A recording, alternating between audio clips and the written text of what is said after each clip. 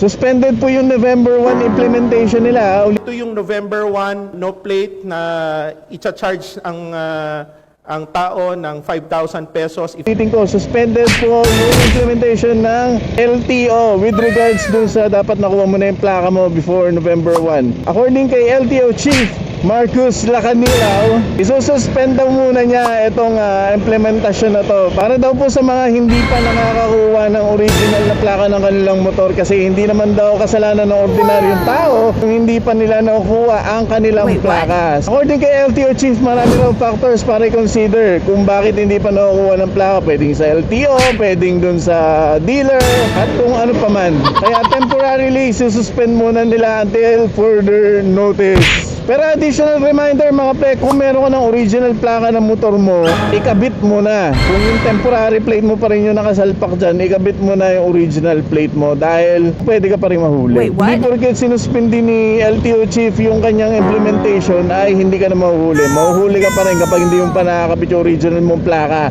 Kaya make sure kapag nakuha mo na, ikabit mo na yan. At para naman sa mga kapwa rider natin, naka-temporary plate pa rin, make sure daw na makakuha po kayo ng authorization letter sa pinakamalapit na district office ng LTO.